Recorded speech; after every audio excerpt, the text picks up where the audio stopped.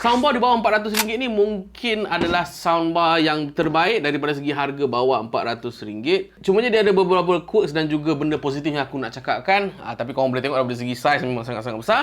Dan dia punya RMS lebih kurang 50W. Dan dia hanyalah single unit saja. Dia tidak ada apa-apa unit extra subwoofer lah basically.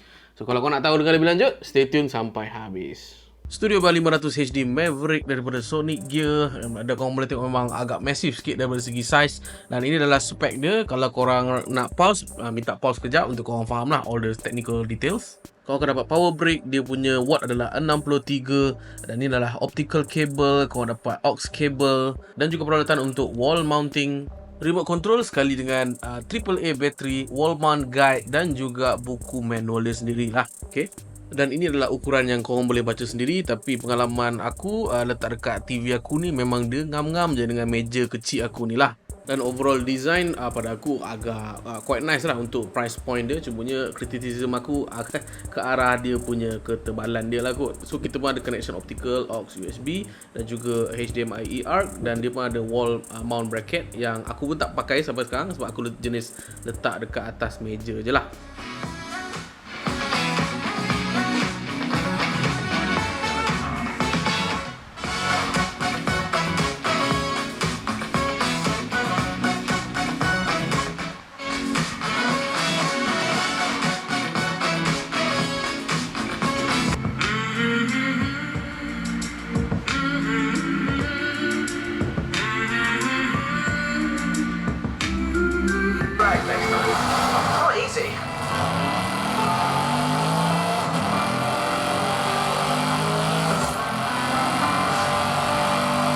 Is that for the first half here? Oh, he's left his marker for dead, and a fine stop. And they're making a change. Attack!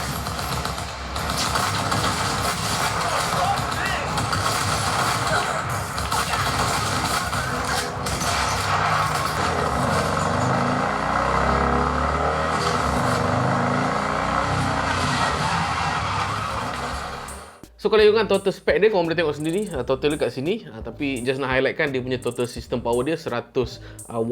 Tapi dia punya RMS lebih kurang 50W lah. So dengan beberapa unit ni semua, so nak cakap dia punya spec dia agak lengkap lah when it comes to the spec sheet lah at least kan.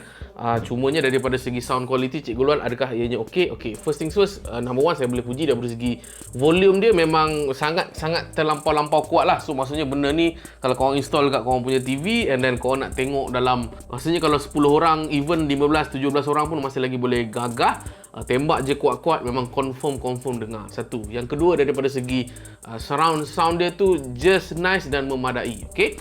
So let's say lah kalau korang ambil remote korang dan korang ambil mode movie seperti contoh, lagilah dia akan sedikit surroundkan korang punya bunyi tu sikit so that semua tempat boleh kena, tu satu. Dan yang kedua, korang boleh dengar daripada segi surround mode dia tu sendirilah. Dan dia tidak melampau sangat. Seperti contoh untuk beberapa model SonicGear sebelum ni, kadang-kadang movie mode dia tu agak kurang sikit. Tapi untuk movie mode Soundbar 500 HD ni, aku rasa antara yang paling sedap lah. Mungkin second close kepada music mode lah. So music mode adalah dia punya surround sound tu dia akan ke sini sikit, dia akan ke tengah center sikit dan dia punya bass tu akan dinaikkan sedikit.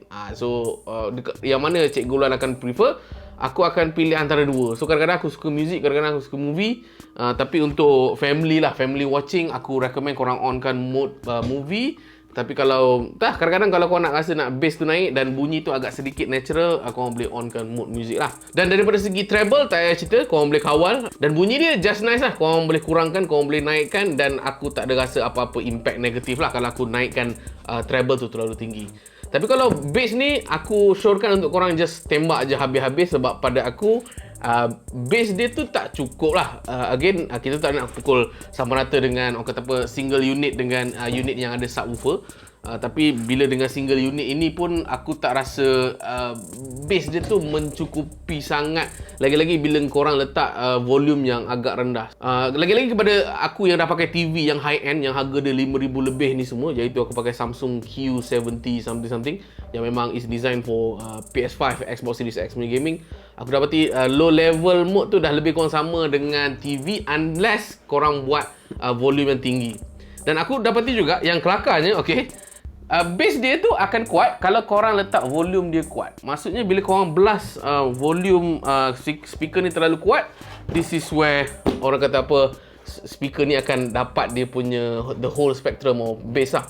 In which aku rasa agak sayang lah sikit kot kalau boleh aku nak kurangkan volume tapi nak naikkan bass, yang akan menyebabkan satu unit ni pun dah mencukupi untuk aku, tak perlulah kot tambah satu lagi subwoofer unit misal kata. Tapi it is what it is kot, dengan harga penawaran yang SonicGear dah tawarkan, ini je lah yang saya rasa one of the best option, harga yang di bawah 400 lebih kurang macam tu lah. So thank you SonicGear kerana sponsor aku this particular awesome product. So korang boleh dapatkan link pembelian dekat dalam video description aku ataupun dekat pin komen. Itu saja daripada aku. Apa lagi you guys tak tahu kurangkan video editing video sendiri semua, korang boleh roger dalam kolom komen bawah supaya aku boleh buat video upon request you guys. Itu saja daripada aku. Aku Cikgu Ulwan. Sabar, kesihatan.